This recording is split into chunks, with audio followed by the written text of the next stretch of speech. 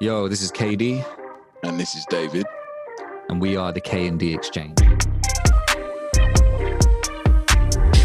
where we exchange music, and as a result, we exchange ideas, bridging the gap between old and new, with all original music produced by. Enjoy.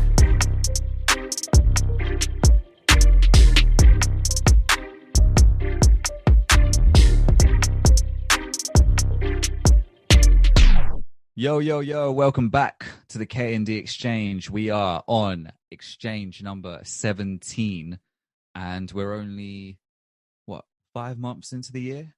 Is that right? Yeah, we're in May as of recording, towards the end of May. Should be approaching summer soon. Doesn't feel like it at all. But it is what it is, man. David, what's going on your side of the screen? Man, work things, family things, wedding things this week. My brother is getting married at the end of this week to his long-term love. So yeah, man, we're in the celebration mood this week. Oh, nice. How long time are we talking? Oh man, they've been together years, long time. So Alex and Clara, shout out to you. Shout out to you. Yeah, man. So for real. Is it like what are the restrictions saying for that? Is it? It's up to 30 people, but they've only Back to invited normal, 21. people? Yeah. Oh, okay. Cool. Nice. Well, I don't think I've ever been to a wedding that small. You know? Like just with 21 people.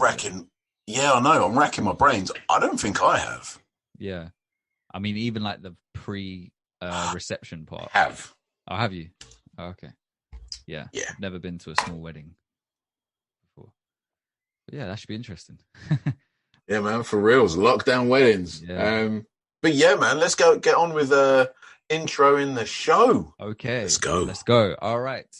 So, if you're a returning listener, thank you for your support and you fool. Yeah, wasting your time with this. No, I'm joking. But yeah, thank you for staying tuned in and supporting us. If you're new, the premise of the show is that we exchange albums to each other each week. So I give David an album to listen to, and then the following week he gives me a album to listen to, etc., etc. And the idea is that if I give an album, it's something I'm familiar with, and David is fresh to, and the other way around as well. So that way we kind of bridge the gap between our tastes and between whatever else. Like, you know, one of us will be explaining the album from a different perspective as the other person will be hearing it fresh. So this week was my turn to give David an album. David, what album did I give you to listen to? You gave me Rodeo by, yeah, man, Travis Scott. Straight up. Wow. So, boy. It's lit, right? Yeah. Yeah. Let's get into it. Okay. All right. Initial thoughts. So I listened to the album, and usually on my first time, I'm like hyper critical, and I make my notes from there. Okay. And then what I'll do is on every subsequent listen, I'll cross things out that I don't agree with. Right. However, on this one, my initial thoughts have stayed with me. Wow. Okay. The thing is, as a concept and as a whole album, this thing is it's cavernous in its production, right? It's massive in scale. It's huge, and I got so many different vibes of oh my goodness, so many different vibes. Like I got Drake vibes from it, and like that doesn't mean to say that it's like negative. We all know my standpoint on Drake, but you know what I mean? There's a lot of overlap there. Kanye influences galore. Yeah. And yeah, so this is before I'd researched a little bit into Travis Scott anyway. So those Kanye influences do make a lot of sense when you put it into context of Travis Scott's journey. Yeah. In terms of like the way the album sort of like flows and stuff, it's flows and it doesn't, because a lot of the songs have it's like a one-trick pony, this album. Like nearly every song is long, but then it will have like a midpoint switch up, like it will change something, like from like normal sort of DJ drums to live percussion drums, like, and things like that, and he will switch up some of the aesthetics. The problem is that once he's done that for like 4 songs in a row, for the rest of the other 12, I'm like, I don't care that you've switched it up now. This is a one-trick pony. Yeah. You know? It's become standard, right? Exactly, yeah. And so I was getting a lot of Drake vibes anyway, with regards to a lot of the sort of like the tones and the sort of like the colour of the album. Yeah. It's very, very... Is it like the If You're Reading This It's Too Late album, in terms of its like clean, polished production, or like big production? Yeah. Probably the white album covers kind of help visualize it in that sense too. So yeah, it's quite weird, because normally, you know how we say that like the album cover sort of reflects like what you're listening to. I didn't get that with this album. I don't either. I thought that the album and the music doesn't quite go. But that being said, there's lots of like, I don't hate this album, but I don't love this album. I just listen to it and I'm like, I don't know where I sort of stand on it. And it's, if you want to discover what Travis Scott is about, well, okay, he loves drugs, loves hedonism, loves girls, doesn't do old hoes. He just does young hoes. Young hoes, yeah. So I'm glad that I got that piece of information, like vital, life-changing like information from Travis Scott. Thank you, sir. But I must admit, right, he's not the most talented like wordsmith. No, he's not, like, at all. No. Like he's not a wordsmith at all, and that's fine. Like I think that he does a good job, because he's got a really good voice. I think his voice is excellent, actually. And the way that the album opens, and it's like, I don't know, it's just him sort of monologuing, really, and I'm like, yeah, I'm that's, in. That's T.I., you know. Was that T.I.? That's T.I. narrating throughout the album. Yep. I would have thought that it was. Yeah, I didn't even know that. Kind of. They're both from the south. They're both from Texas, I think. That's another thing that I was going to like latch onto. So he's a Southerner, right? Yeah, I think so. Mate, he's got to be a Southerner, because some of the musical influences throughout this is so early 2000s, like Ludacris, like. Oh my goodness. Juicy J thing. There you go. Like that basically cemented it for me. But there were like these little sort of hints. I can't even I can't even remember where I got that sort of flavor from. Sure, what song, but that song cemented it for me. But throughout there were like little things, like little like chord progressions and little bits here and there that I'm like, oh my goodness. Like, he's got to be from the South. And so when I first listened to this album, I didn't research anything like about it. So I'm just literally riffing off that. Sure. But I mean, this has probably been one of the longest sort of openings without going into any of the music whatsoever. I think this is a really interesting album. I'm sort of disgusted that it's like, what, 5-6 years old now? Yeah, it is. 2016, 2015. 2015. Dude, I feel this album will be fresh in another 15 years. Yeah, it's because it's fresh. It's not going to age. Yeah. I thought it dropped yesterday. Like, genuinely, I was like, this feels like new. It feels great. I must admit, you know, to listen to it. So it's a achievement in itself. 100%. Yeah. I mean, he said that. He said that in a documentary called "Look, Mom, I Can Fly." Something like that, and that came out 2018, 2019, because he dropped an album in 2019, I want to say, or 2018, I can't remember.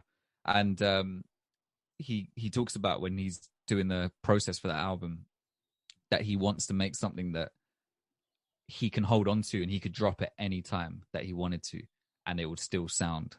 But basically, the premise was that he went into the making of it, saying to himself, I can make this whole album, and then I could wait a couple of years and just hold on to it and drop it and not worry about it going out of date, you know, or being behind the times. I could just drop it whenever. That's the kind of mentality he went into, I think, with each album that he's dropped.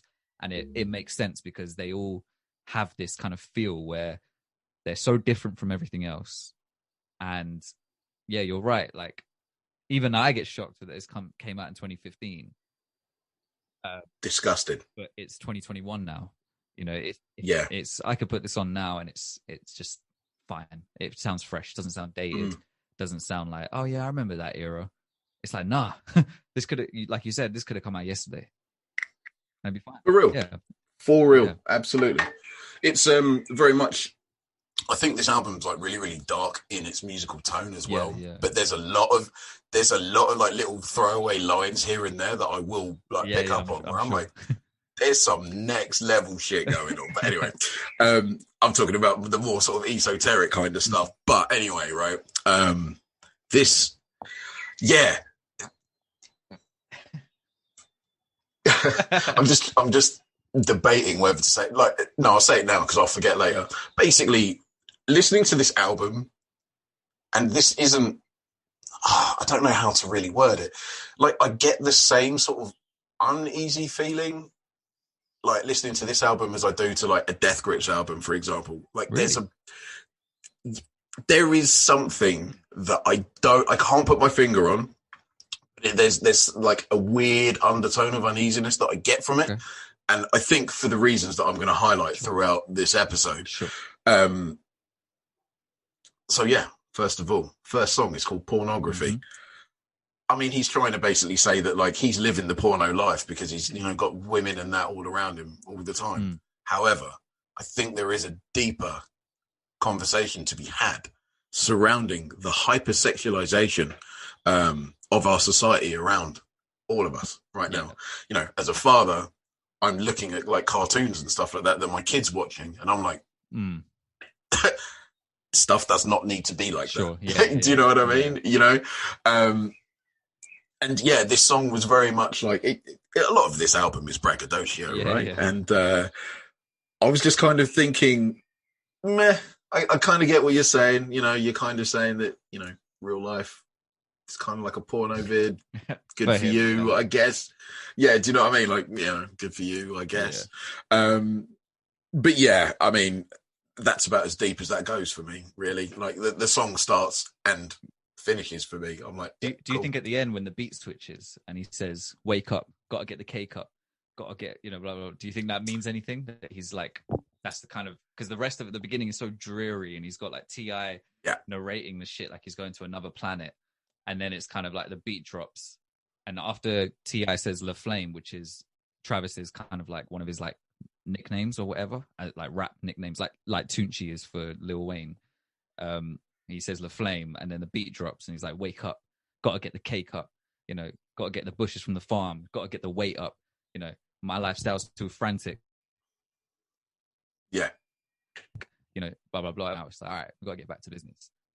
That just occurred to me now, to be fair.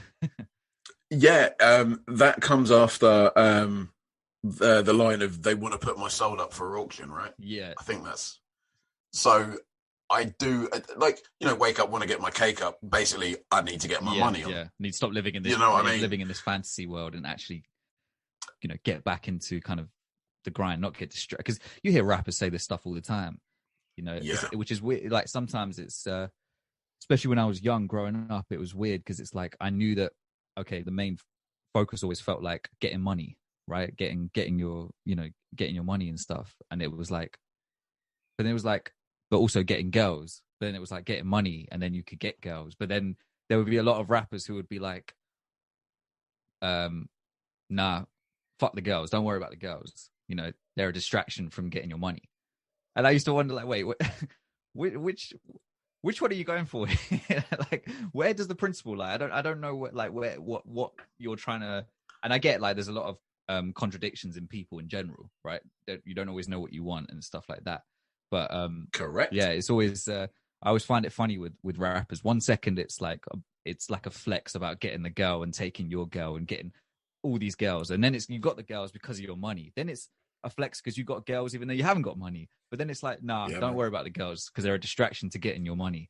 And it's like, okay, so so what where's is the advice? What's the advice? Just tell me what to do.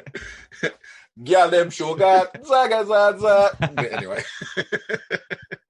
Yeah.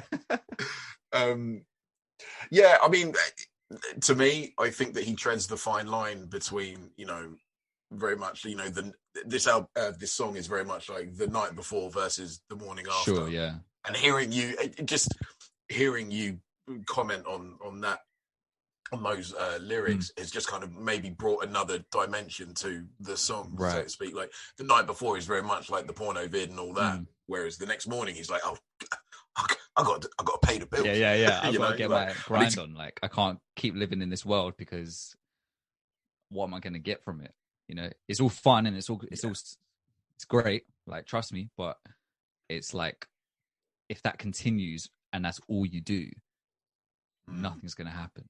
And actually, you're probably going to get so numb to it, you're going to want more, and you're not going to be able to fulfill that. And you're just going to fall deeper into that kind of fantasy or that dream state. Nothing's actually going to happen. You're not going to evolve. You're not going to grow.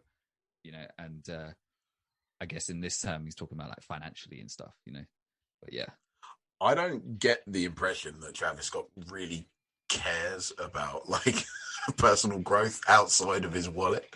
Yeah, to be fair, I don't really know much apart from watching the documentary. But even then, I've heard this comment about Travis a lot, which is that you don't really get his personality from his music or from anything he does.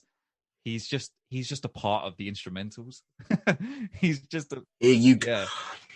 I'm so glad that you said that, because I actually wrote that. I could show you on screen. I actually wrote something like that. That's amazing. Yeah. All right, cool. That's good that I'm sure you would have picked up on that. Yeah, man. Oh, yeah. It sort of lends into one of the problems that I have with the album. Yeah. But I will talk about that later. Sure. So track 2, Oh My Decide. Yeah. Banger. Featuring Quavo. He's from Migos, right? Quavo, I think. Quavo. Yeah. Migos. Yeah, man. I mean, it's okay. I mean, then when it switches up, I like it more. And I certainly got Drake vibes on this one. I was just about to say that's the more heavy Drake part of it. Yeah. Yeah, definitely. And I didn't even bring it up. Like the use of piano throughout this album. I mean, he nails it. Yeah, Travis has got a good. There's a song, sense, like 100%, 100%. Yeah, there's a lot of good shit in this album. There's so much of it is so good, but I just think like when it's put together in this melting pot, I'm like, yeah, some music is for you, some music isn't. Like, I don't think it's for me. Yeah. Track number 3, 3,500. 3,500. Yep. It's just club music, isn't it? Club music, gym music. Yeah. Yeah, man. It's just like pump up music, like, just get them adrenal glands going. Trust me, yeah. I like the music, but I'm not engaged with the lyrics at this point, like at all. And then this is where I said the rapping becomes percussion and secondary during the chorus. Yeah. And then I just put good ending to the song because again, he switched it up 3 songs in a row, and I'm like, right, okay, theme, right? I do exactly. Yeah. Well, the theme is kind of like metamorphosis, but the thing is, I'm like, okay, but where's the progression of like what you're going to talk about? And this album hits a plateau in terms of, it hits a peak in terms of its lyricism and storytelling, which I'm sure you already know what track I'm going to talk about. But anyway. What about 2 Chainz on 3,500? I was just going to say, Future and 2 Chainz are on it. I mean, are you a 2 Chainz fan? I wouldn't say I am. Fair. No. But to be fair, I ain't giving him the rub of the green. Like, I've not really listened to his music. Sure, yeah. Because I've seen who he's sort of associated with and like, grouped together. And then I'm like, oh, I'll put them all in one sort of bag and then put that bag in the bin. So, well, do you know what I mean? And that's silly from me. I shouldn't do that, but I kind of have. I do that too. I mean, it's kind of understandable. I mean, I love categorizing stuff. I just do it like naturally, right? And I guess it's like a form of like collecting as well. It's like, I want to put these artists in the same kind of bag or whatever, because they have similar traits, things like that. But yeah. 2 Chainz, I used to feel like that. It's so weird how my view on 2 Chainz has changed over time. I used to just lump him in with just those kind of new rappers who weren't saying much, didn't really make music for me. But he's like, I don't know, he's kind of grown as an artist. He used to be actually like the really funny kind of jokey rapper. Like he would just say these lyrics, which you'd just be like, that's so dumb. But back then, I think I was too much on that kind of lyrical, miracle, spiritual type shit. So if I heard like a 2 Chainz verse, I'd be like, what is this dog shit? Why do people like this? But then I realized afterwards, like, oh, he was just playing around, having fun. What's wrong with that? You know, and then you enjoy the song so much more for what it is. And but now he's actually he makes like more serious kind of solid albums now. I might give you one actually to listen to. I've been debating whether to give you one, but I think I will since we've had this conversation now. Yeah, man. But cool. It's so weird how my view on him has changed. Now, if I see 2 Chainz has come out with something or he's featured on something, I'm like, okay, I'm gonna go listen to that. A few years ago, it was like, cool. Nah, no, it was like you. I put them all in the same kind of bucket. Yeah, you know. But it's funny because you were talking about the rappers on here, and you weren't engaged like with the rapping. They're more like percussion. And it's weird how 2 Chainz now has become like, oh, but what about 2 Chainz? He's like the anomaly for me. When I listen back to this album, I'm like, oh, there's an actual rapper on it. Like, you know what I mean? I never would have said that about him before, you know. But yeah, that's my little aside on 2 Chainz. But yeah, man. Future. You just know his voice. Yeah. But I like Future. I wouldn't say that. I like Future. Yeah, I mean, I actually checked out one of his albums and I was like, this, which one? nah. Which one? Oh, I was going to give you an album of his. I made a list of albums to give you. The Future. Oh, no, man. Oh, man. Hold on. Let me call it up. Did it have a pink album cover, like pink smoke and blue smoke on the album cover? Let me see. Hang on.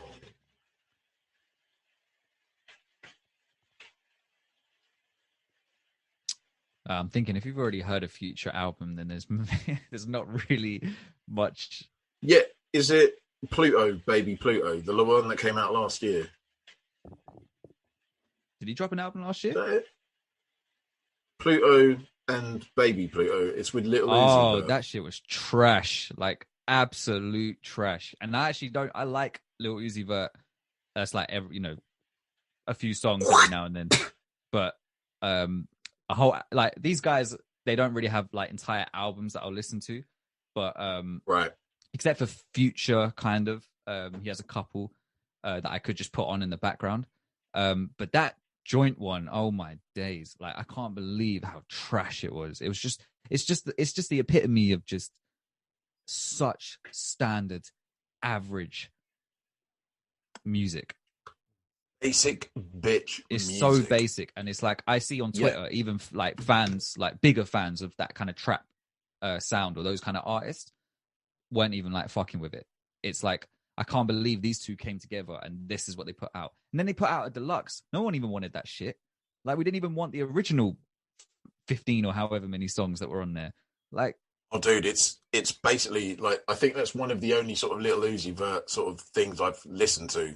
Right. Like throughout, it's like literally. It's a no from you. I might, yeah. If you say like, "Oh, David, I'm going to give you like a Future album or a Little Uzi Vert album," I'll be like, "Hard pass, bro. I'm not doing it." No, hard pass. I'm going to have to. Okay, I'll swap one out because I was going to give you a Future one because we talked about it one time, and we talked about Future one time, and I was thinking, okay, maybe I'll give him one just to kind of. That would be your way of you listening to one because you probably wouldn't otherwise.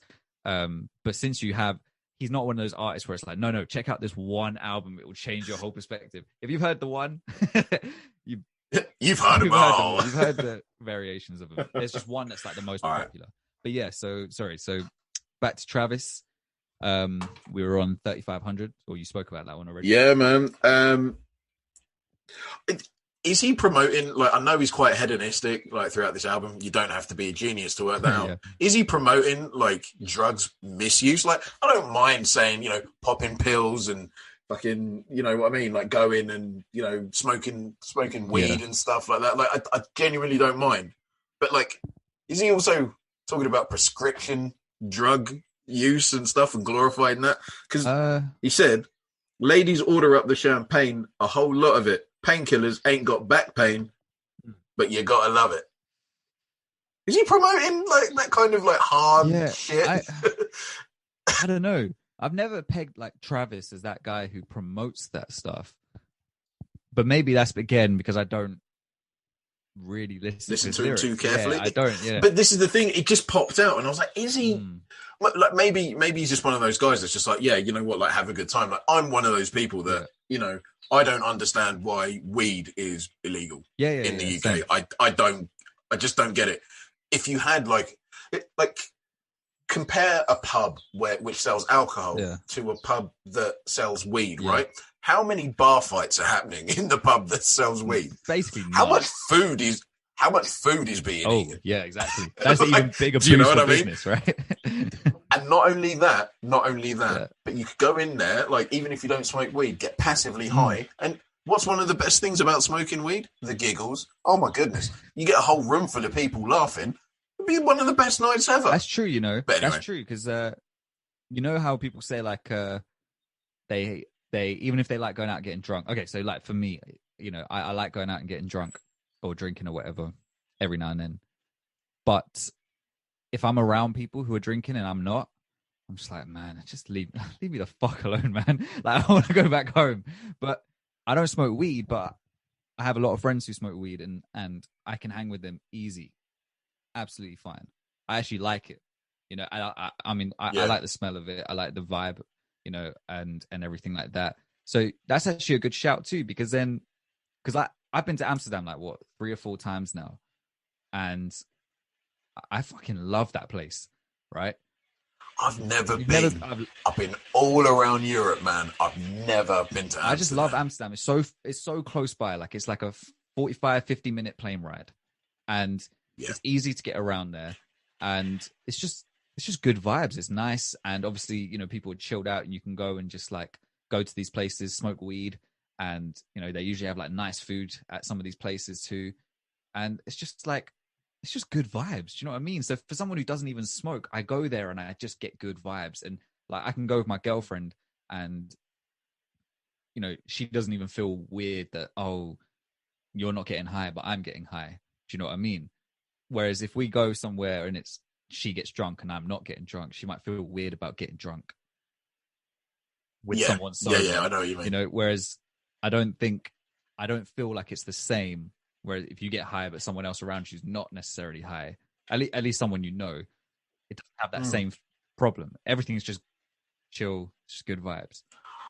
I suppose it sort of depends on what kind of smoker you are. I guess I'm one of those. I'm not a social. I wouldn't say that I'm a social like weed smoker at all. Oh, okay. Like I actually prefer like if I, you know, I'd rather be with like another person or a group of people. We were doing like music or something like that. Yeah. In that kind of setting, like it's one of the best things to do. It's like a really nice sort of shared experience. But also like if I just want to like chill, like I wouldn't mind like smoking a J, sitting down with my guitar or listening to music or something like that, like quite solitary. I'm not a very communicative smoker. Like stoner at all. Yeah. Mind you, like if I like it's been so long now, like if I tried it, I would probably not wake up for about 3 days. So honestly, I'm so out of practice when it comes to like smoking, like drinking as well, bro. This year, I think I can count on. I've had about 7 or 8 alcoholic drinks this year. Right. Like I've cut it right down. So I can't drink and I can't smoke. Like I can't do much. So yeah, like honestly. To be fair though, when it comes to like drinking, I've always been okay with the fact that I'm a bit of a lightweight because I still get to the desired destination. Just quick. And I don't have to poison my body as much. And then I don't wake up feeling as shit. But I've still had the same fun experience. I don't want to put more alcohol into my system. I just want the experience of the lower inhibitions. I don't actually care as much for the taste of the alcohol or anything like that. Depending. But because I'm not one of those like casual drinkers. Like I rarely ever like have a beer like in the evening, like while watching TV or something, or have it like my dad would come home from work and have like a glass, not a bottle, like a glass of whiskey. Imagine a whole bottle, but no, a glass of like something while he was just watching TV, and he would relax. But I'd never, my granddad used to do it too, and I just never, I didn't like the drink enough to do that, you know. Yeah. I hear you. I'm drinking purely to get drunk. You know, I might have a beer if it's like we're having a barbecue and the sun's out. It's kind of refreshing. But I mean, that's standard. But that's exactly. It's like different. I'm not there for the drink. I'm there for the kind of experience, like to get drunk. You know what I mean? Sure, so if I get drunk, stop the drinks, bro. I don't need them. I'm there, you know, unless it's to like maintain it. But yeah. So actually, to be fair, I don't see like being a lightweight as like a bad thing anymore. When I was younger, it was like the worst thing it could be called. I remember, like, oh, you're such a lightweight. It was like an insult, and I'm just like, yeah, cool. Yeah. You know, it's a cheaper night for me. Yeah, it's a cheaper night. You enjoy being hungover tomorrow as well. I'm still having a good time. So yeah, man. When I bell you up like 8 o'clock in the morning, it's like, how you doing, bro? That was a sick night, wasn't it? And I remember everything still. They'll be like, I want to die. Yeah. But peak for you. But yeah. But back to what Travis, the whole him promoting the drug use and stuff. Yeah, I've never really, because that's a little bit of a pet peeve of mine with hip hop is glorification of. I think I said on another episode we did about how I have no problem with drinking. Obviously, I'm talking about like, you know, I do it too. But when there's like this culture like around drinking where it's like your whole personality and your stories are all based around drinking, or when there's always this thing about having a drink, you know, it turns into a joke, as a way of like coping or kind of getting through your day. And it's like in moderation, yeah, but sometimes I feel like that kind of culture can get a bit too far, and it's like maybe you shouldn't be numbing your pain, which I know is easier said than done in a lot of cases, right? Obviously, if it was an ideal world, everyone would address their issue and try and get through it, as opposed to, it's like suppressing an emotion or a feeling. You haven't got rid of it. It's still there. You've just put it in the back burner, and it's just going to build and get worse. It's kind of similar when you numb yourself by intoxicating yourself. You haven't got rid of the issue. You've just suppressed it.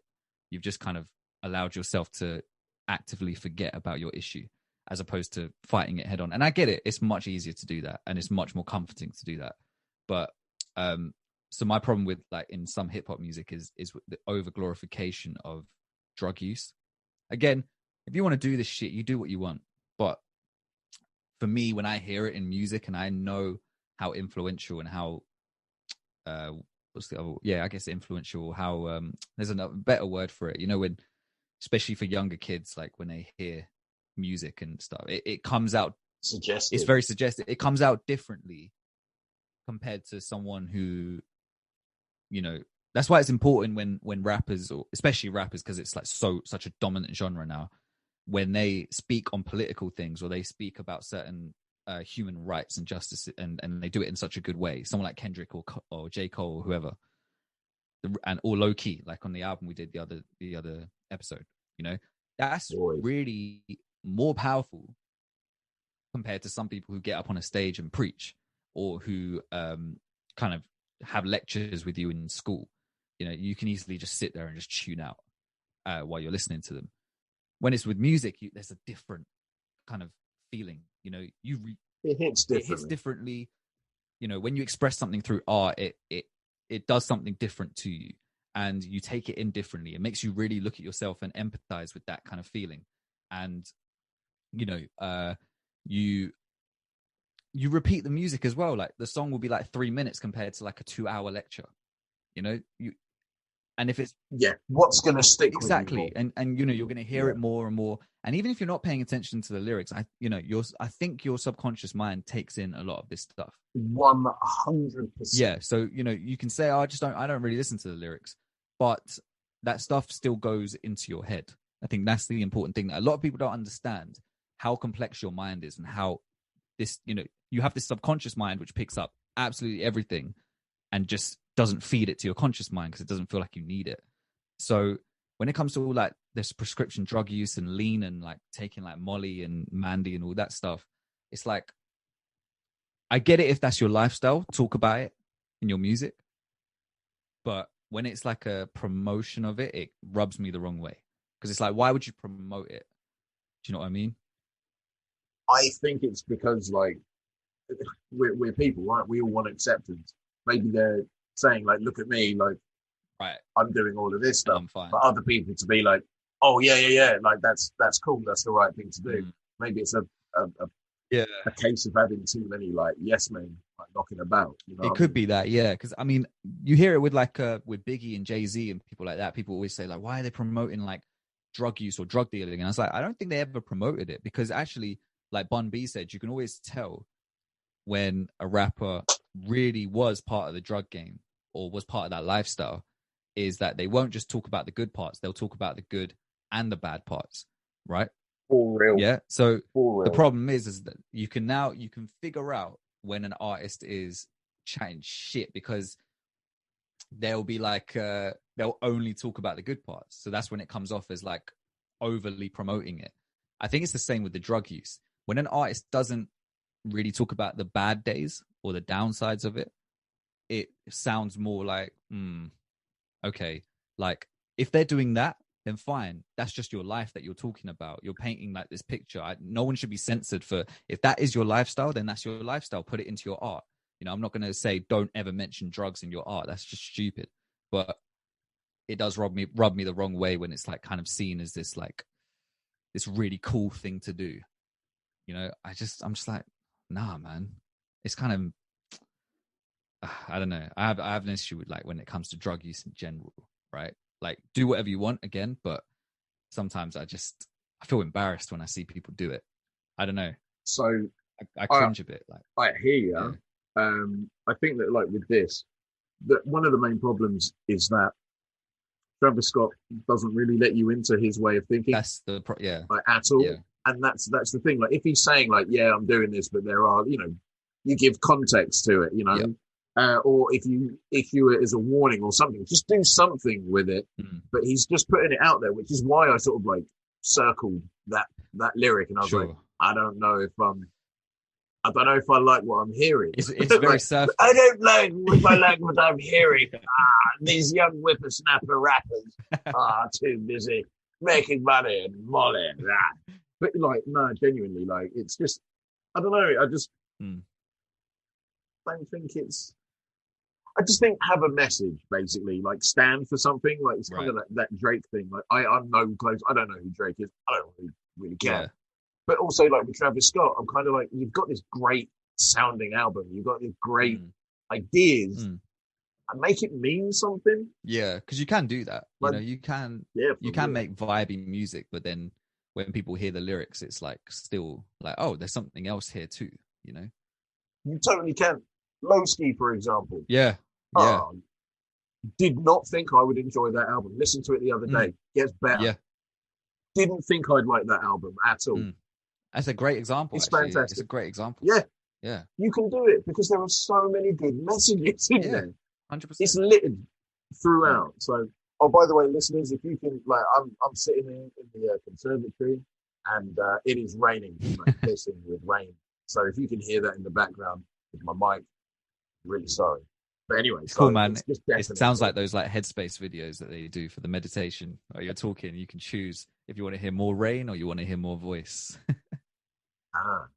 So maybe if we dial it down a little bit, the rain. Yeah, let the rain just kind of pass by. Spring. Yeah, exactly. As we're walking through the conservatory, just take note of how you feel. Take note of your breath and your body touching the floor. The heat. Look at the grass. See how green that grass is. I can't keep. Yeah. Observe the fence. Anyway, right. How does the water interact with the fence? We're in a dream state. We haven't even got through 3 songs yet. Yeah, I know, bro. We've got way off already. It's off the rails. Right. Yeah. Wasted with Juicy J. Right. Club music. Listen, in hip hop, I can always fuck with a flute. Yeah. Love a flute. Yeah, 100%. I don't know why. But like, what? but this was the song where I was like, he's got to be from the South, Oh and yeah, then obviously, it, yeah, it is. But basically, like I said that he can rap. I just put he can rap. yeah. He really can. I think that he's got a good sort of delivery, Hmm. and he's more. Oh, what's the word that you always use? He's more nimble than I thought he'd be with his Yeah, delivery, and that really surprised me actually. I don't know why it stuck out this song, but basically like the subject matter: sex, drink, drugs, and I just put wow. So what? We move on.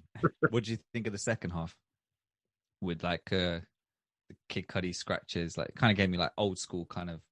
Oh no, sorry, that's a different song. Forget about it. Different song, mate. Sorry, I'm reading the wrong note. But yeah, That's all right, yeah, bro. The fifth song, 90210, I think is the best song on the album. yeah.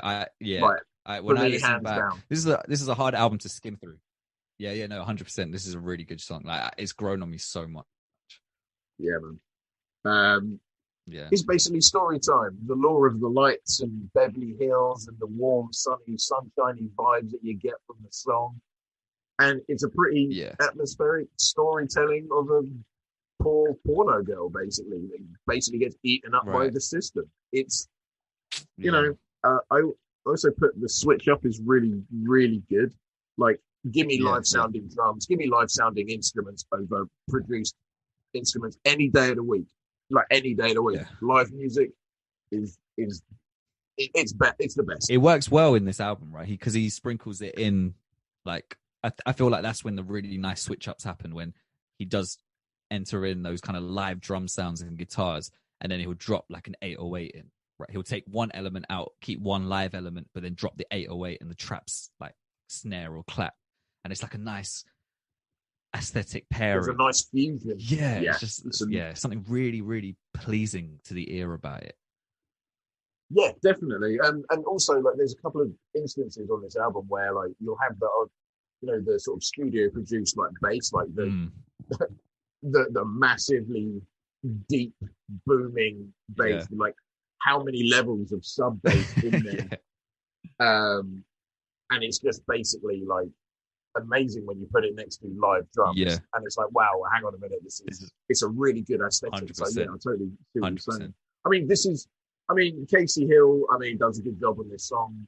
Mm. This rain is just not letting up, bro. Anyway, that's crazy. It sounds like a flipping hurricane.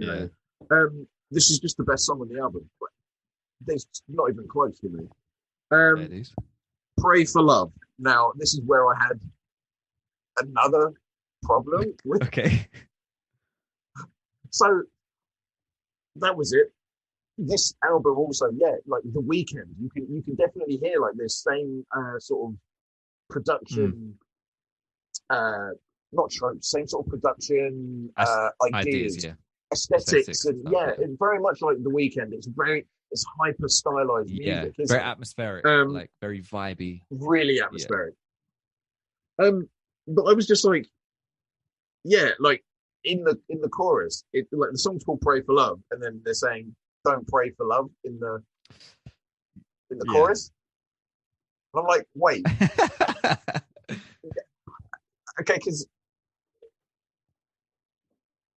I don't know. I think like praying for any other person or I don't know, anything, right? Is quite a nice thing. But then just to say like, Yeah, don't pray for love, like I don't know, like I don't know what that means. I think Like what, I like think what do you get from that? well, because like for me, I understand with the name. Um, I personally, because I think maybe when like you're naming it, um, pray for love just looks better than don't pray for love. But also, I just think it. I think even though don't pray for love would giving you a more clearer understanding going into the song, maybe what it's about. But because in the I think that little sample that comes in is saying just ask the lonely, and then I think the Weekend sings that as well. So I Yeah, think based on that kind of some of the Weekend subject matter, he's saying if you're going to pray for anything, don't pray for love. It's because when it hits you, and it's one of those things that I remember uh discussing it at uni one time. It's this idea of um when you kind of, what's the word? you kind of wish you didn't know about something. So you wish you were ignorant of something, because then when you've experienced it and then it goes, or it's taken away from you, like it's not the same as before you knew it existed, if that makes sense. So when you fall in love, before that moment, you don't really know what it feels like. And then when you experience that kind of true kind of that feeling of love for anything, and then it's taken away, it's like you don't just go back to how you were before. You go into a completely different state, which is like a deeper state of like being down and depressed, and kind of because you know what you have, and it's now the worst, you missed it. Yeah, you know what you have. It's the worst. Yeah, I mean, I see. Yeah, that's cool. what I get from that. I did not pick this up. Okay, cool. Because I didn't pick this up because I was like, hang on a minute. Yeah, if like I was taking it like literally. No. What are you trying to say, bro? No, like this is not like just didn't. This is not like the opposite of We Are the World or anything like that, where it's like just don't pray for love, just keep everything bad. But then because I forgot about like The Weeknd. He's basically like up in his feelings, like a little crybaby, isn't he? Really, about like being heartbroken. I guess you could put it like that. When we break it down and bring it down to brass, if we break it down, no. Let's just say like he's a sensitive dude. Like I'm going to be fair now. I'm just being mean. Landed us in trouble. Oh yeah. We don't want The Weeknd commenting on his burner. Don't want The Weeknd breathing down. Yeah. All right. Anyway. I've lost my thought. So basically, The Weeknd is quite like sort of sensitive dude and stuff. I didn't really, even after 3 or 4 listens, I still was kind of on my holier than thou like high horse. But like, thank you very much for breaking it down, because now that makes a lot of sense. Like, like basically, it's one of the worst things you can go through, man. Like, and I think exactly, anyway. But the one thing it's all about rebirth, really. It's all about sort of like, going through the caterpillar stage. Oh, you're all in love, and then that love like goes away, and then you have to go into the chrysalis stage of pain and misery and anger, and then you get out better on the other side. Then you come out better on the other side. You're like, right, okay, cool. I know what to do, and I know what not to do. If you stay in even playing the whole time, nothing's gonna happen. You're never gonna go up. You need to go down and then shoot up. That's it. And even if you do make the same mistakes, like you've got the lessons in your brain. And that's the thing about life. You always pick. Well, for the most part, you always try to pick yourself up. Exactly. And in those occasions where you can't actually do that, you reach out and you've got to talk to somebody. 100%. It's so important. Like, even it could be one of us. Like, you don't. Any random listeners that like come in and tune in, like if you're having a rough time, just message us on Twitter. Like, we don't. 100%. I mean, 100%. We're out here for for anyone. We're here for the people. Mate. For the people, by the people. Anyway, the people. No, but real talk though, like Michael Jackson song "You Are Not Alone" rings true. I've been side tangent. So this weekend, I've been going through like all of Michael Jackson's songs.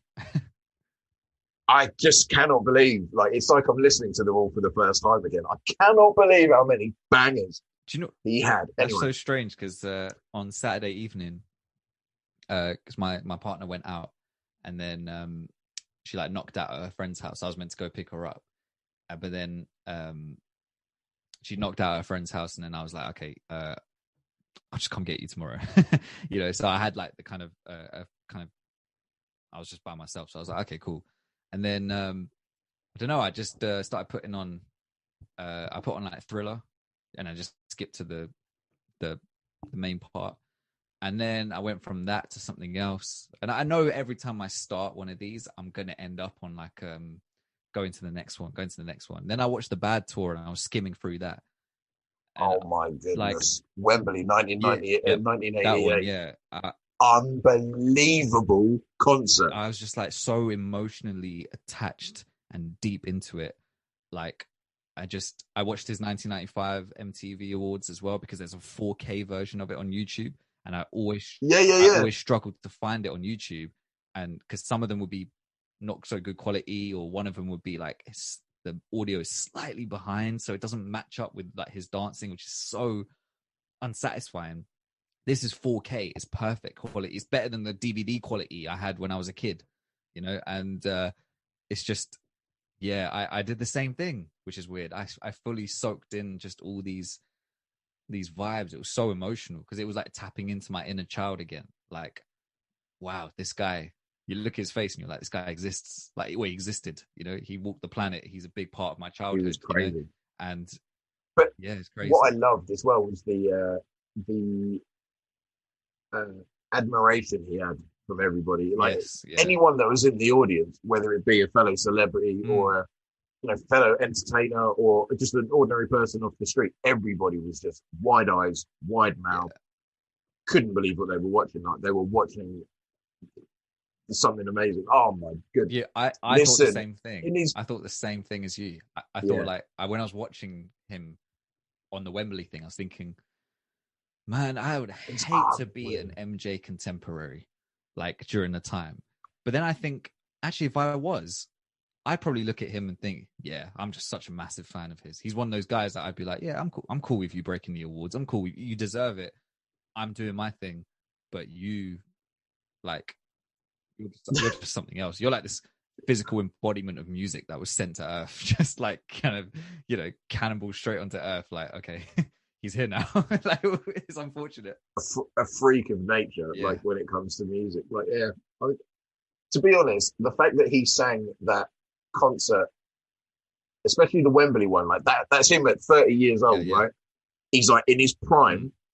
And he sings, when that concert is 2 hours and 14 minutes. Something like that. He sings live throughout the entire thing. Yeah. That's unbelievable feat. Yeah. Because even after, because I think, what's the first song? I know the second song is This Place Hotel. Yeah. Like the first song Hotel. is Want to Be Starting Something. No, that's after. Is it? No. Want to Be Starting Something's first song because he starts off, there's 5 of them. They're all lined up, and then he starts. And because I remember the way he's dancing to it. It's just okay. It hits me every time. I remember. I'm just want to be starting something. Because I always found it weird. I thought he would do a song off of Bad because it was the Bad tour, but he starts with a song. Exactly. Thriller. Yeah, I'm pretty sure it's want to be starting something. Let's be fair. It is phenomenal feat of endurance. I think you're right. It's want to be starting something. You're absolutely right. Sick. Nice one, mate. Nice one. But yeah, man, like he was. I can't believe that he did that. That is not only like next level showmanship, but the fitness that you have. That is unbelievable fitness. I was thinking the same thing. There's no way, like even towards the end in like 2009, there's no way he could have done 50 shows. No way. Not the way that he wanted to do it. No, I watched that documentary again like a few months ago, and there's this one part that always gets me when he does, I think They Don't Care About Us, and then he kind of walks to the back of the stage as it's fading out, and he's motioning to this guy who's a bit off camera, like behind the stage. He's like motioning to his face, and then the guy brings out this kind of pack, and then he puts it on his face, and it looks like something that helps him breathe. And but it fades out at that point, so you can just about see him kind of put this mask on his face, and it's like I think it's like an oxygen pump or something. And I'm like, and my brother told me apparently that a lot of that concert footage is overdubbed, so it's not necessarily him singing that stuff live. They've like added in. Yeah, I gathered that. Yeah, because it's like he just didn't seem like he was in the right kind of fitness or bodily fitness to be doing it, because he was conserving his voice, but it's like. But you could hear it though, like when he was mic'd up and singing, you were like, yeah, he's just essentially it's muscle memory. Yeah. That's all that is. That it's just practice. Like he's doing the moves, but even when he was doing the moves, there wasn't, and I know that it's only practice and early stages of practice, there wasn't that kind of sharpness or anything. He was like what 49, 50 at that point, like 50, 51. 50 at that point. So you know what I mean? It's a hell of an ask to, for a dude, for anybody it would be a hell of an ask for a 25-year-old to do it, like Usher Raymond to do it at 25. Yeah. He would struggle with doing that kind of stuff.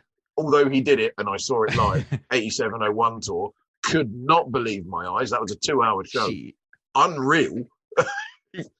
Wow, unreal. Okay. But anyway, yeah, like I think that anybody would struggle with that, let alone Michael Jackson. And he had such high standards for himself, and if he couldn't meet it, like I don't think he'd have been invested. No, 100%. And also, you know, he'd had his drug issues and stuff as well. And that's so much. He had so much sort of taken away from him. He didn't look well. He just not at all. You see how skinny he was and everything, and he wasn't eating properly, things like that. It's just, yeah. But you know, it makes it more sad that he still showed up, he still did it, he still had all the ideas and was trying to put them together. He didn't sit there and complain or anything. So sad. He was doing it, and he had a smile on his face throughout the whole thing, and he was always complimenting his other dancers and stuff. And you know, he had a real, like, as my dad would say, like, grace and charm to him, even though you realize afterwards how much he was struggling on the inside. Yeah. Physically. Yeah. You know, I think that's something he doesn't get his props for, you know. That is actually something that I forgot, was just how nice he was to people around him. Like, yeah, you could just tell he was just genuine nice warmth, kind of. Correct, yeah. Like he cared how their days were going. And that's, do you know what I mean? All I heard. Yeah, that's all I heard from people. Like, that's all you hear from interviews of people who have actually met him. There's always this consistency, you know, to what he was like compared to the stuff that we hear about him from people who never actually were around him or met him.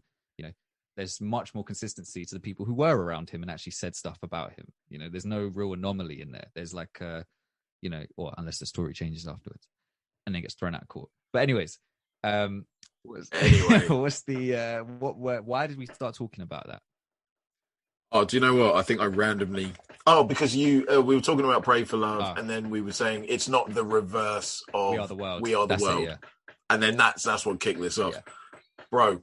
We're only on track 7. Let me just run through this real quick. I'll be real quick, man. Right, okay. Nightcrawler. Why can I not? Oh, anyway. I can't read that. Anyway, I said music's okay. It's club music. Yep. Decent chorus. Yeah. Sway Lee's that guy. Atmosphere. That's it, Sway Lee. Yeah. That's what I couldn't read. Okay. And I said it's kind of dark. Yep. Like, I didn't really get like a good sort of vibe from it, especially with the chorus where it's dope. Is it this one? I'm so dope. All these hoes. Actually, no. I'm thinking of another song. Don't worry about it. Don't worry, it's coming down. But like, yeah, man, it's kind of dark. It's all right, you know. I love that song. I love that song. That's my nighttime anthem. Yeah, it really puts me in that vibe of what I feel like when I'm awake at like 2 or 3 in the morning and I'm writing or making music or doing stuff or just thinking about stuff. You know, it's got that nighttime energy to it. You know, there's a difference between when you're on point and you have a lot of energy during the day when it's bright and there's people outside and active and you know the world is kind of turned on. But then when you have that same energy and that same drive, but it's at night and you know there's no one out there. It's awesome, innit? It's just dark. You just got the street light on. There's a completely different power that you feel, you know? And that song is like, it soundtracks it perfectly, you know, for me. I mean, it's called Nightcrawler anyway, so it exactly. Fits. Yeah. I don't know if you've seen that film. I think it released in 2014 with Jake Gyllenhaal and Riz Ahmed. Yep. It's called Nightcrawler. Yep. And as soon as I listened to that song, I was like, oh, well, yeah, okay. Like, I was just there. That's, you know, that's by association. Yeah, for sure. But that's the kind of thing that that's the kind of dark vibe that I was going with. Yeah. Sure. But I didn't think about it from, you know, it's been so long since I've actually stayed up past about midnight. Right. Hey man, having a kid will do that to you. Like, literally, but I am a night owl when it comes to like creating music and stuff at like 1, 2 in the morning. Oh my goodness, it's unreal. It's a different feeling to it. So definitely. Right, number 8. Wow, Kanye. Piss on Your Grave with Kanye. His verse makes me laugh. this is the riff though in the beginning. I mean, yes, like the bass is like so like this. The whole aesthetic at the beginning of the song, it's so warpy, so weird. Yeah. I just put like, what an intro. Give me live music any day. And I just put like, This is a really bad vibe song anyway, like Kiss on Your Grave. Fully Like, it's just, but then, Bless you. sorry. Oh man, hay fever's killing Oh me. yeah. Oh man, I'm going to go again, but I'm going to go on mute. Hang Okay.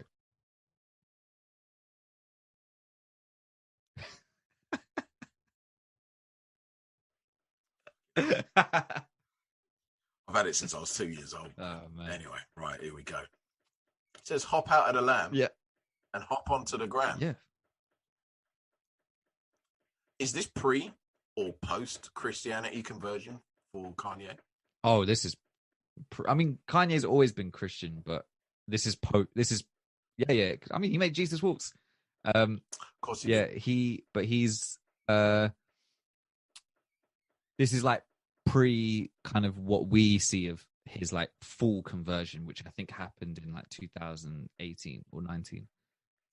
There we go. Okay. So he wouldn't be making this stuff now, I don't think.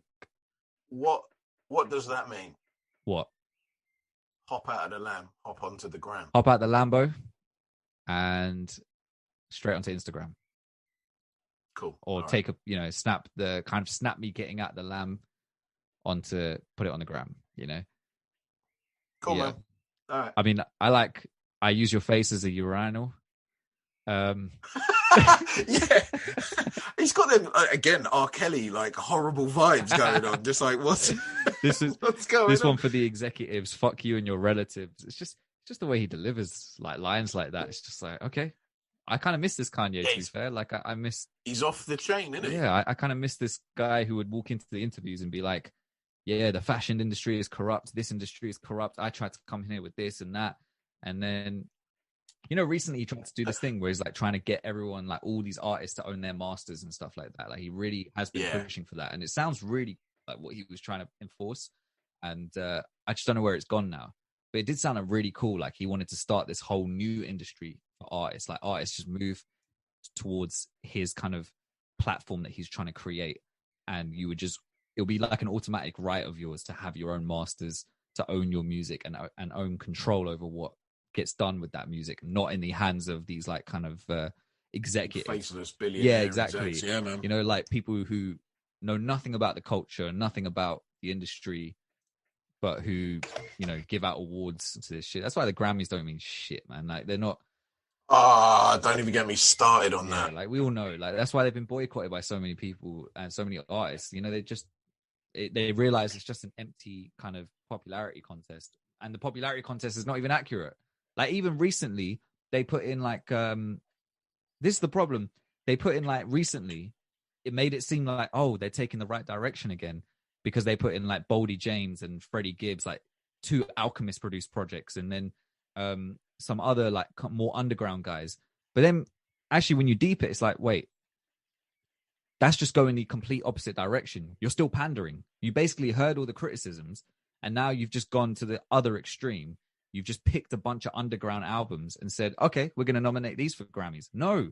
Yeah. Like we want a mix of the mainstream and underground. We want them all to be on like an even playing field. Level playing field. Yeah, exactly. Don't want one over the other. Although Boldy James, one of my favourite names. Yeah. Like, what a name! Yeah. What a guy as well. What a guy as well. Yeah, like Chris pointed me in his direction. Yeah. Chris, friend of the show for new listeners, he's a guru and he knows far too much. Knows way more than I do. Maybe the K&C exchange, man. But yeah, no, Boldy James, man. Yeah, it's the one. Price to Tea in China for anyone listening. If you're a hip hop head, go have a listen. There's another album, but I just can't remember the name. But yeah, so Kanye West. Kind of missed this Kanye. Yeah, he's crazy. Yeah. Oh yeah, and then so track 9 is the antidote. So yeah, this is also the point where I realised I've listened to Travis Scott. I think I've listened to like his previous. I think he's done 2 EPs before this album. Yeah, right? He had like a mixtape before this, and that's another it. one Yeah, before that. Yeah. So there's one in 2013 that he did. Yeah. I think that was his first one. Al Farah, and something then like that. That's the one. Yeah.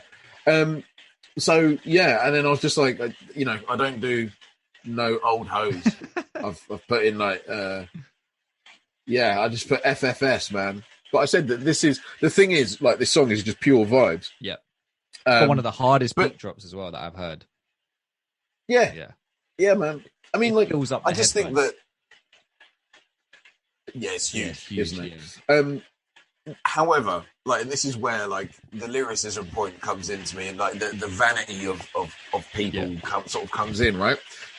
Kicking the cameraman off my stages because I don't like how he's snapping my angles.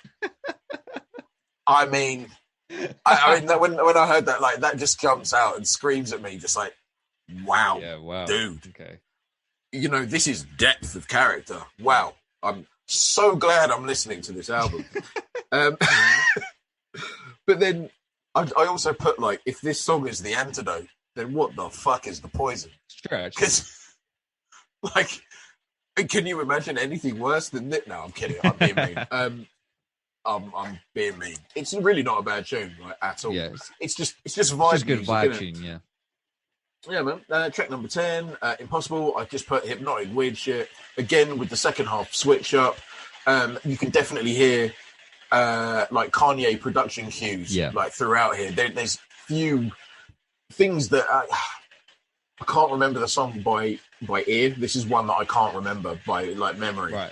But yeah, man, it's there was something in particular about it where I was like, Kanye's got to be on this production, or has to be influencing the production 100%. On this. Track number 11, Maria, I'm Drunk. I put hedonism at its finest. I love the beginning, and this isn't a bad song at all. 12, Flying High. Justin Bieber, though, he killed that shit. Yeah, and Young Thug as well. Yeah. Not listen to a lot of Young Thug. I was like, yeah, okay, cool. Yeah. You know, I like Young Thug. Does a good job. Yeah. Justin Bieber, well, he sounds a bit more manly now, so it's all right. You know, a bit more grown up and a bit more wizened is what I should be saying, just in case I upset any fucking snowflakes. This is around the era where he did start to, like, his albums did that.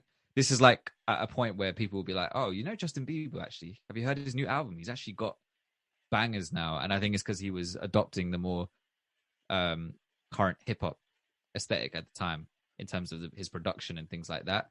He was doing the Justin Timberlake thing, man, just a little bit later on in the game, you know, cultural appropriation. You know, the production companies are just like, what you need is a bunch of Negroes around. Right, yeah. Who know how to do music. I think he even had, like, Nas. Because you, Justin Timberlake, don't. Do you know what I mean? But, like, I'm sorry, Justin Bieber, you don't. That's the one. There is definitely something in that. Anyway. That's a different conversation. Oh yeah, and, I don't want to get upset. Right, yeah, Flying High, track 12. So I just put, like, the way that he delivers the line, like, I'd be flying high. I'd be flying high. It's so Kanye. So Kanye. Like, oh, I love it. And then the hi-hat throughout the tune. Yeah. Don't know why. Just hit me. I was like, chef's kiss. I think that's a Pharrell. This is what I want. That's like, there's a big Pharrell influence on there. I don't know if he actually made the song. I feel like I heard his voice on it as well. Yeah, Pharrell's the sample. Yeah, he's on. Yeah. Hey! Yeah. But yeah, so it is Pharrell. I thought I was going mad. Yeah, for sure. I only noticed that this time, but also it's got the 4-bar loop, so I think it's produced by Pharrell. Yeah, as well. And to add to that, it always reminds me of Skepta. Skepta went on Pharrell's radio show, which is called Other Tone or something like that on Apple Music. Yeah, and he freestyled to this beat. So it all kind of points to, you know, the Pharrell influence. But yeah. Okay. Yeah. Yeah, maybe that's why I really, really like this song then. Yeah. The bass is humongous in this song. It's bigger than bass. Like, it's humongous. Just listening to this, boy, I was real happy about that. Yeah, man, definitely. I love the line. Just a short, simple. We don't fuck with cops. Nah, yeah, I knew you were going to pick that up. Nah, we don't. Love it. And yeah, I just put in big capital letters, is Pharrell in this song.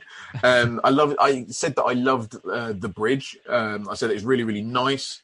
Like when it says that it's true, seems like I'm flying is all I do. There's no need. There's no one seated next to you. That bit, like with the nice, like it's basically like piano violins, Yeah. isn't it? Like played on a synth, like really nice, really airy. I was just like, all you need is like a really, really awesome hip hop beat to just go under that. Yeah. And it's one of the nicest parts of this album. It's like the most sunshiny bit. It's like, we got a rainy day at the moment, and it's like the clouds breaking and sunshine's coming through, and you're like, wow, this is lovely music. Yeah. I'm all about happy, positive music. Give me this.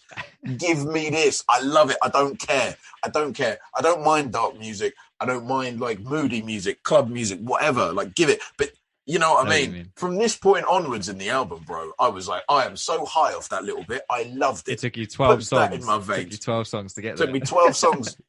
12 songs, but to be honest, like you do get a sort of hint at it in 90210. That's quite sunshiny, even though the subject matter is dark. Like it's quite sunshiny and yeah, sure, exactly. Sure. Man, I can tell. I just put bass. Yeah, trust me. Honestly, man. Love the bass. Love the bass. Give me that. The piano is just piano music for the win throughout this album. Like how he lays it into like the music and stuff. Like sometimes he'll twinkle it in. Sometimes it's part of the chord progression. Other times it's like on its own. Just oh my goodness. There's the next song after this though, like the piano intro. Oh my god! I say it reminds me of something, but I just can't tell what. It's like 90s. It reminds me of like 90s club music, like dance music. And it's got that kind of thing, like that off. If you put like a dance beat under those introduction drums, you've got a great dance tune right there. The piano's beautiful there. But anyway, one last point on I Can Tell. He says bangarang, which to me is one of the most underutilized words in the culture. Just ever. Just bangarang. Ever. Bangarang. Yeah, man. Do you know where that's from? No. Have you seen Hook? No. It's with Robin Williams and Dustin Hoffman. It's about Peter Pan who grows up, basically. Oh, okay. Right? It's a Disney film. Basically, there's a... it's what they say to Peter. It's like, bangarang, Peter! Oh, okay. Bangarang, man. Oh, mate. Anyway, it's a little bit of trivia for you all you youngsters. I'll add that to my watch later. Mate, Hook is fantastic. I think it's on... it's on Netflix. Is it? And it's man. And Dustin Hoffman. It's my. I've never been a fan of Dustin Hoffman as an actor. Right. It's for me his best role, but I caveat that because I've not seen. I ain't seen Rain Man. I haven't seen Rain Man. But anyway, I might have seen this. I recognize the. Okay, I'll watch it again because I don't remember a lot of films that I watched when I was a kid. Like you know how you have those people that can like quote The Lion King like back to front, and I'm just like. Yeah, that was me. Yeah, and I'm like, what the fuck are you talking about? And then they'll be like, have you seen Lion King? It's like, I have when I was a kid. How do you not have these amazing memories? You just watch these films on repeat. But then again, I have like things that I can watch Spider-Man. Everyone's got that. Spider-Man 1 and 2 with me, yeah? Me and my boy. We'll just quote that shit back to front. Every little bit of it. Simpsons as well. Most Simpsons episodes, like the first 10 seasons. I can tell you what's going on. Oh yeah. 100%. Definitely. Yeah. There are so many quotables in The Simpsons. Mate, do you know, for me, like the one film, like as an adult as well, that I can quote the crap out of, Predator with Arnie. Oh my goodness. One of the best films. I love it. Anyway. My dad does that too. It's so quotable. Anyway, that's another rabbit hole. I'm just chuckling away to myself. Stick it on.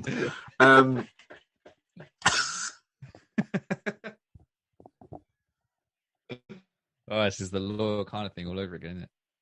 I know. No, but there's another really quality line in there. Like one of them, Blaine, he's like, I don't know, he's bleeding. It's like, Blaine, you're bleeding. It's like, man, ain't got time to bleed.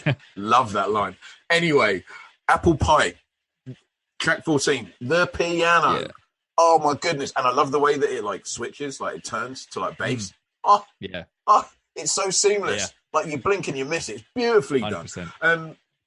The tune isn't so bad. Like I love the fact that it's a live guitar. Yeah. Like it's always, and that's another instrument that's brought up maybe a couple of times throughout this album. But when it's used in this like really atmospheric manner, like these long wailing like tones, like just Sure.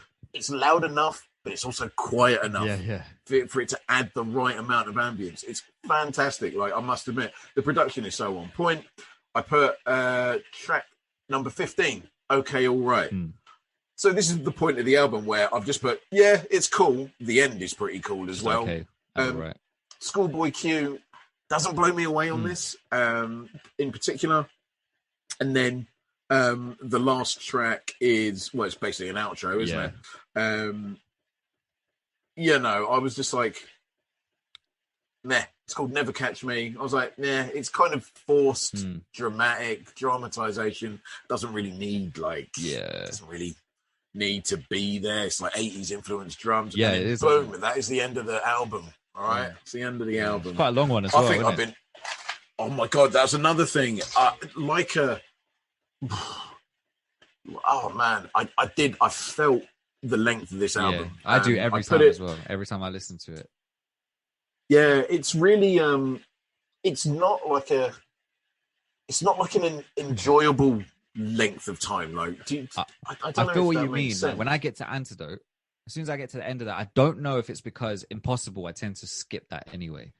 Okay. So maybe it's like I know that it's going to get to a song that I don't really get that same feeling from that I do from the first 12, because there's always something in the first 12 songs that I can get something out of each song, and there's like moments that I look forward to that are just sonically pleasing, or I like the flow or I like the energy based on the beat switch or whatever. And then Antidote is just such a big banger, and then it's like after that I'm like, oh shit, there's like quite a few more songs left.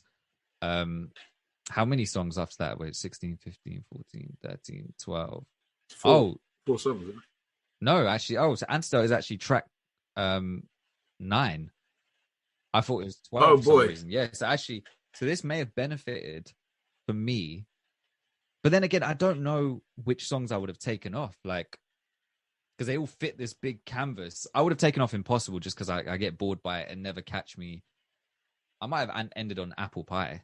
Okay, All Right could potentially. That can go. Yeah, the second half of this album, I tend to forget about certain parts, except for Maria, I'm Drunk, Flying High, I Can Tell, and then Schoolboy on Okay, All Right. It's like moments I get from the second half. Yeah. But the first half, I guess, because I listened to it, I love the first few songs, so I just let it ride. And then I tend to like either get distracted or do something else, or the car journey's finished or whatever, you know. So the second half doesn't sit in my head as much, except for just certain moments. But yeah, I think this could have benefited. I know what you mean. It's not necessarily it's not like one of those albums where I just want this to keep going. You know, I want more songs. Do you know what I mean? I'm enjoying it so much, I just want more. This is really, really interesting to me. I really like the production and the beats and all that and the vibes, but after a while, 16 might be pushing it. An hour and 15 minutes of it might be pushing. It's too long. Yeah. 40 minutes of this vibe would have been solid. 10 songs, I think, 10 to 12 of this kind of vibe. Yep. You know, like a lot of beat switches and all these changes and stuff, I think would have worked really well. But 16 spreads it a little bit too thin, where it's like, and especially if you're not bringing much lyrically to the table.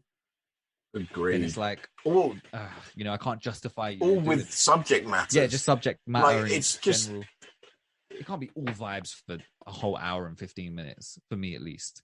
Exactly. You know, I agree. I need a bit more. If thing is, I know that, let's say with like a Kendrick or Eminem album or something like that, even if it's 20 songs long, yeah, I'll be like, oh man, you could have cut that down a bit. But you know, I might still be able to let it run through because I know that I'm gonna get something more. Content. You know, huh? Yeah. You're always going to get like more content. You're not going to be able, like with Eminem, especially, you are not going to be able to absorb the thesis that he's basically put like for your listening pleasure. Yeah. The amount of words that he puts down in albums, yeah, might as well be it's thesis level at least 10,000. Gotta be, man. It's so like you know what I mean? From rhyme schemes and what do you call it, like different punchlines or metaphors or whatever he brings to the table. That's it. It's like, you know, I can then justify I can understand why if you have like 16 songs, you might felt like, oh, I don't know which song I can take off because they might all have different subject matter, especially someone like Kendrick. Like To Pimp a Butterfly came out the same year. That's 16 tracks, I think. But that is an example of something that justifies having that many songs, because I can't take a single song off of that album. Every song fits and every song has its kind of place and subject matter in it. Agreed. You know, it all ties in. And that's an album which has beat switches, musical changes, and like the long 10-minute song with the Tupac outro at the end, and, you know, a song with up earlier where it just changes completely and it has like Rhapsody come in or whatever. It has all these changes too, actually, in a strange way. It's kind of similar to this album, but this album is like on the other end of the spectrum where it's pure vibes. It's pure, just kind of, even Travis is just an instrument within the music. That's it. You know, he's not saying much. And after a while, there's only so much that I can take, you know, before I get a bit burnt out, a bit bored. You know, it can only carry you so far. But yeah, so yes, that's my critique of that. Mate, I'll just put full stop on the end of that. I can't argue. Like I can't add any more to that. I do love this album though. This really, like, this was a big release when it came out because he'd only dropped like 2 mixtapes before that. He dropped days before Rodeo. My mate was big on Travis Scott because he loved the production, he loved the vibe, and I watched some of his videos and I was like, oh, this stuff's kind of cool as well. So then when the album came out, because the mixtapes weren't on streaming services, so then it's like the album comes out and it's like, okay, sick. I wonder what the album's gonna sound like. I remember listening to it with my mate on his speakers and everything. I was like, bro, this just sounds so good. You know, just the beats, the production and everything, just how he sounds, just sounds so good. And I hadn't heard like a hip hop or trap kind of album like this that was like as interesting as this musically. And then I didn't really like listen to it a lot. I like picked out songs that I liked or moments that I liked. But recently, I always thought of it as a bit of an empty album. Like people would talk about it and I'd be like, yeah, there's some good moments on that. Yeah, there's some good songs like on that I like. And sometimes I'll just skip to the part I like of the song when it would come on. But recently, it's like really grown on me. I don't know why. I find myself wanting to just put it on and just get lost in the atmosphere of it. It's like probably speaks to what you were saying earlier about how it doesn't sound dated. It sounds like it could have come out today. And, you know, I guess that's a good thing because it's like I'm just in that mood sometimes more recently where sometimes I do just want some really good vibey production, but interesting enough to keep my attention, you know. And again, I like his voiceover. There's moods I'm in when I don't want lyrical kind of Inspector Dex, Czarface kind of stuff, you know. I want, or MF Doom type stuff, which is amazing in its own right. There's a place and a time, definitely. But all the time, nah, I'm not one of those guys. That's not all I'm listening to. This sometimes comes in when it's like, you know what, I just want some banging beats and just rapping. I don't really care about what they're saying. I just want some lines every now and then, or just some cool I like on Pornography when the beat comes in. I just love the flow that he does on it and the little changes, you know, in that. It's just interesting. That's what I get from some of these mumble rappers or like some of these kind of wavy vibe artists. It's just the kind of how acrobatic and nimble they are with their vocal deliveries and things like that. Yeah, they might not be saying anything, but it's like you can kind of, there's something else to it, you know? The thing is, though, like, I just think that I get bored of the same sort of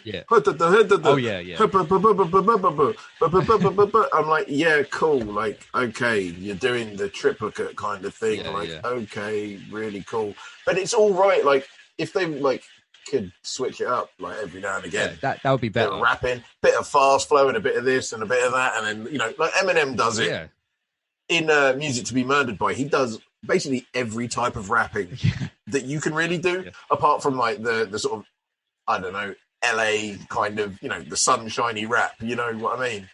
Like bounce. Like West Coast's kind of rapping. Like that's about the only thing that he doesn't do on there. But like, I just say, can you imagine my problem that kind of stuff? Like bouncy sunshine vibes. Well, he kind of tries it, doesn't he? Like sometimes. I don't know. He's a bit off. Yeah, it's not his vibe, You know really, what? isn't it? It's not his vibe. No. No, he's all about the Yeah. darkness. Yeah, the darkness. Yeah, man. This album for me, like, dude, like, I don't know if I'm ever going to come back to it. Fair enough. However, it's been a really good listen. Yeah. Like, it's something that I can put on in the background and just, like, it wouldn't offend me. Yeah, none of it does. I think, as I said at the top of the episode, I genuinely have not heard an album that's sort of like sonically blown me away in a while. Right. And I think sonically this album it's unreal. You got to experience it. Yeah. Like, I would say to people, if you're into this type of music, like, definitely check it out. Yeah. But, like, that's the only way that I would ever recommend this album to somebody. I mean, if somebody said to me, "Oh, hey, why don't what's a really good hip hop album to listen to?" I'll say the Jim Crow, was it Jim Crow the Musical by I was just about to say, I that song that you put on your Monday Motivation, The Secret Life of Blacks, fucking love that song. I've been listening to that album for so long. Listen, I'm going to give it to you as an exchange. Oh, so okay. When? Next time, maybe next time. Yeah, maybe next time, because Chris put me onto this album, and it's a masterpiece. Yeah, I know, it's a masterpiece. Oh, no. It's a masterpiece. Okay. You're gonna have to keep your powder dry. Oh, okay, fine. But yeah, man, no, it's fantastic. That is hip hop done right. Yeah. Have you heard his other album, Pray for the Poor? Yeah, I have. Yeah, that's the one that got me into Add To, but I'd never heard of him before. I think March of this year. Oh, okay. Honestly, Chris just basically gives me my musical taste. Like, that's what it is. I barely discover my own stuff. I managed to recommend an artist to him like a couple of weeks ago. I was so proud of myself. It's been somebody I've been listening to for ages. Beneficence, wicked rapper. Yeah. He's got that kind of New York Nas kind of flow about him. I think he's wicked. Thought he was huge. He's not. Anyway, I remember you saying, talking about him actually. Yeah, man. I might have done it on an episode. Yeah. So, I'm just rinsing and repeating content, trying to milk your first original discovery. No, there's been quite a few other ones, but I have to thank Conway the Machine for a couple of those. What a guy! Yeah, that album actually gets better the more you listen to it. 100%. So, yeah, man.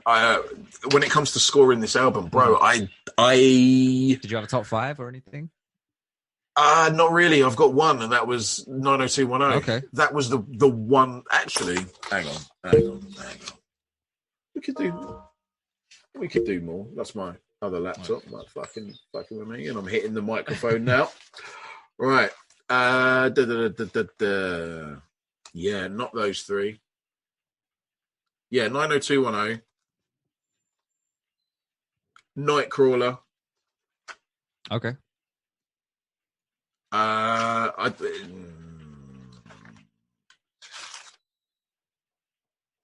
Piss on Your Grave, because it's just mad. Flying High, because that's better. Apple Pie. I don't know if that's 5 or 4, but I don't care. That's what I'm doing. And when it comes to this album score, I am giving it a... Oh, man, I think a 5.5, 6. Okay, I was guessing you would give it a 6, maybe. Yeah, I think 6 is fair. 5.5, 6. Yeah, around that. I mean, it's not really. It doesn't blow me away, but it is a marvel of production. Oh yeah, 100%. That's the one thing I'll give it, because as I said, unreal production on there.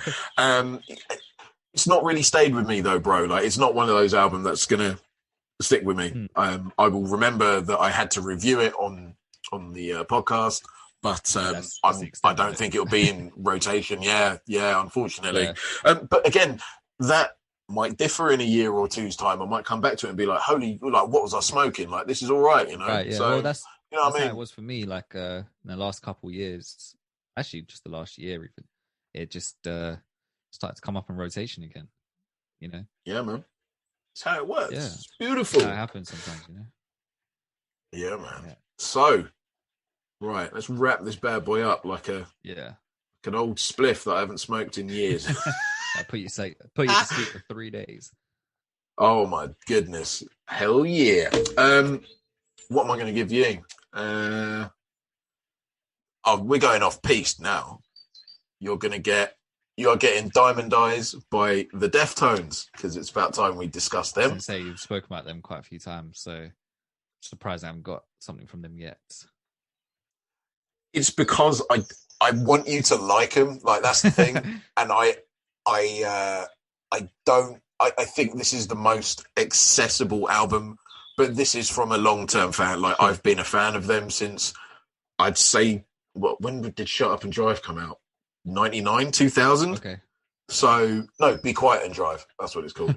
And yeah, they've got a particular style of, like, hard rock, which really appeals to me. Especially in their earlier stuff. But in this album, it's a lot more accessible. We'll see how you get on with it. Okay, cool. All right. Hope you like I'll it. add it to the... Yeah, do it. It's got a big old owl on it. Okay. You're going to like it. You better like it. No, I'm kidding. Now, actually, yeah. Yeah. Cool. All right, cool. Okay. I was going to say I look forward to listening to that, but I don't know if I do. See how that goes. Oh, man, I let you off the hook on Rage Against the Machine. Oh, man, you're carrying next week, boy. I want to see what you got to say about it. All right, well... Oh wow, yeah, that owl just takes up the whole cover, doesn't it? It's nicely aesthetic. Weird. Yeah, definitely. Very peaceful looking. Although I wonder if it's was it Moloch? The thing that they have at where's that forest that all the billionaires go to and they do the weird sort of meeting and stuff. Is it the Bilderberg group? Oh, I can't remember. There's some kind of weird the Bilderberg group. Like, is it Bilderberg group?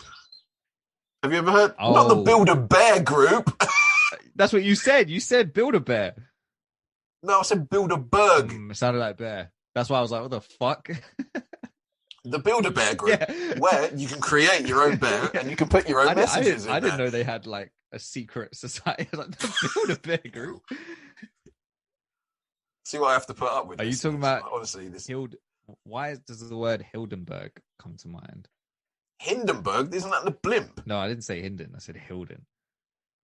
I don't know what okay. You're talking about, I thought I was getting it mixed up with Heisenberg from Breaking Bad. So from Breaking Bad. I didn't even think about Hindenburg. But yeah, I have no idea what the fuck you're talking about. So yeah, don't worry about it. It's fine. I will yeah, anyway. We can come back to that next time. We're gonna forget about it. This has been like the worst way to end the show. Look at us, rambling idiots. It's fine, man. Hey, it's all good. Listen, it's all good. If rambling idiots. If you have enjoyed, yeah, man, for real. If you guys are still with us after all of these episodes, we strongly, strongly thank you. We are always there on the socials. I mean, like, blessings to you in these crazy times. We are all we have, people. Like, this has been a lot of fun to record. Can't wait for next week. For sure. And then I suppose in the meantime, maybe we'll do stereo this week. Maybe. Yeah, I think we've done it. We haven't done it for a couple of weeks, so maybe we'll just do it this week. Yeah. All right, cool. We'll do it. And then so we will see you live 8:00 on the stereo app for a discussion. Mm-hmm. If you want to be. Shall we open it up to other people to come on? Like, you can have like 5 people. I think we should reserve that for kind of guests in advance. Do you know what I mean? Oh, all right. Yeah, potentially. I don't know. I don't know how it works. I don't know I think you can just add people during it now. Yeah. All right, cool. If that's the case, join us, and then you could come on the panel, man. You could join the panel. Good. Yeah, I wonder if we can kick people off when we want to. But hopefully, take over our show. No, I'm joking. Chris, shut up, man. Actually, that's a good shout. Actually, yeah, you can get your guy Chris on the panel, depending on what we talk about. I mean, we're going to talk about rap music being considered as poetry, right? I think that's the topic I saw. Yeah. So yeah, because I was trying to think too, like, okay, I wonder who could get for certain topics to kind of join us on the thing. But yeah, we'll cross that bridge when we get there. Yeah, man, we will. We'll figure it out. But yeah, man, blessings to all of you. Like, thank you again. We'll be on the socials. Yep. Yeah, it's been a lot of fun. For sure. Peace. We missed it, man. Damn.